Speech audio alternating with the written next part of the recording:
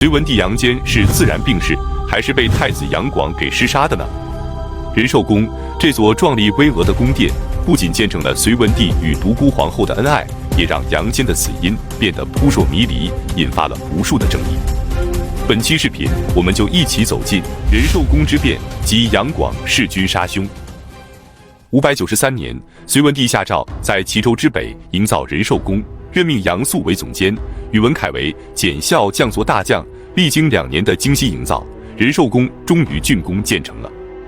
杨坚亲临现场视察的时候，发现仁寿宫壮丽巍峨，无比气派，便斥责杨素修建的过于奢华，耗费民力，让杨素非常的惶恐。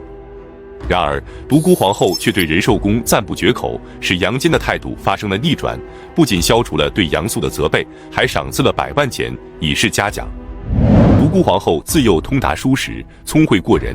杨坚每次上朝，他都会同辇而行。到达殿阁后，杨坚前往前殿处理朝政，他便留在后殿等候。与此同时，他会派遣宦官传递信息，密切关注政务的动态。如果发现杨坚处理政务不当，他就会及时加以纠正。杨坚下朝后，俩人携手返回宫中，形影不离。所以，杨坚对独孤皇后既宠爱又敬畏，几乎是言听计从。但同时，独孤皇后严于律己，以身作则，并无个人野心，是杨坚不可或缺的贤内助。杨坚称帝后，将独孤皇后的表兄崔长仁任命为大都督，结果他犯法当斩。杨坚本想赦免，但独孤皇后却说：“我怎能因亲私之情而置国法于不顾呢？”正是由于独孤皇后的严格约束，隋朝外戚才极少干扰朝政。杨坚共有5个儿子和5个女儿，全都是独孤皇后一人所生，这在3宫6院的古代帝王身上是非常罕见的。杨坚登基后，长子杨勇被立为太子，次子杨广被封为晋王。杨勇的个性宽厚温和，待人较为真诚，而且生性好学，善于辞赋之道。但是他不太注重儒家礼节，冬至的时候，百官朝见杨勇，杨勇便高兴地接受了。这让杨坚非常的不爽，认为他违反礼制。从此之后，他对杨勇的宠爱日益消减，反而增加了猜忌之心。而且杨勇还有个致命的缺点，便是生性好色。他圈养着很多的妾室，其中云昭训由于姿色娇美，深受杨勇的宠爱，甚至与太子妃的待遇不相上下，并且还为他生下了3个儿子。可是正妻元妃不但不受宠，而且还没有生下子嗣，不久之后便郁闷而亡了。这让独孤皇后非常的不满，她怀疑是杨勇和云昭训合谋将其给害死了。关键是杨勇至今没有嫡子，独孤皇后便对他更加的失望。反观晋王杨广，他得知母亲对兄长不满后，就假装自己没有姬妾，而且只和自己的原配厮守。有一次得知隋文帝杨坚要来府邸，他便提前将陪伴的美女隐藏起来，让长相不佳且年龄较大的侍女跟随迎接父亲，还让人把断了弦并落满灰尘的琴放在显眼的地方。杨坚便以为他不喜欢歌舞和女色，对其赞赏有加。每次离开母亲的时候，杨广都装出难舍难分的样子，并谎称说太子想要害他。独孤皇后便对杨勇更加的不满。此外，他巴结和拉拢皇帝的宠臣杨素。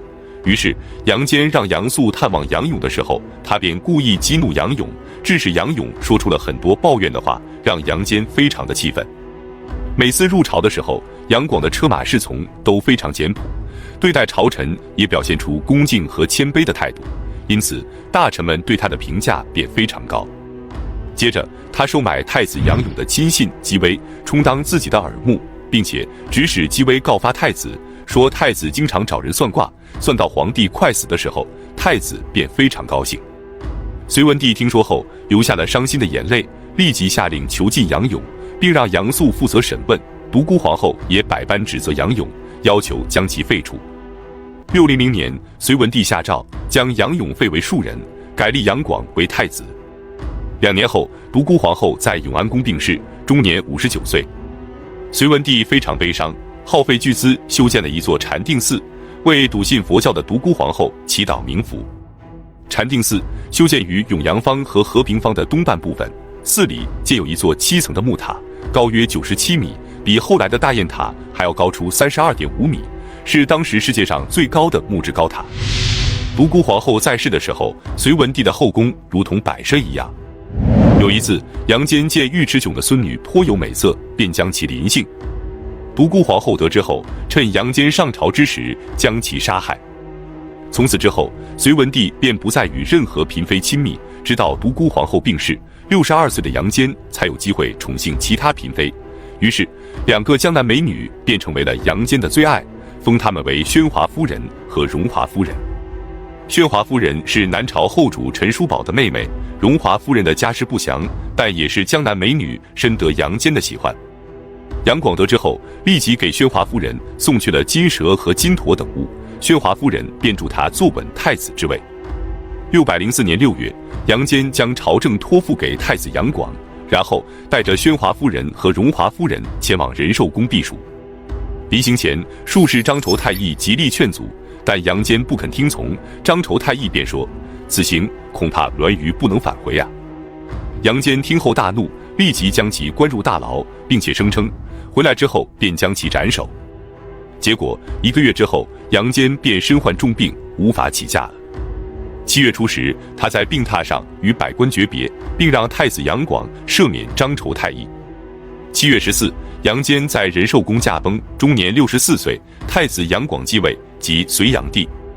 当然，这是《隋书·高祖本纪》和《何愁传》里的记载，而《隋书·杨素传》和后妃宣华夫人陈氏传却记载了另一个版本，被各种演绎和影视剧采用。这个版本的内容是：得知杨坚病重后，太子杨广、尚书左仆射杨素、兵部尚书柳树、黄门侍郎袁岩等人便前来侍疾。杨广考虑到隋文帝即将驾崩，需要事先做好防备，于是便写信给杨素，询问后事该如何料理。杨素写完回信后，派人送给杨广，结果送信的人却误将此信送给了杨坚。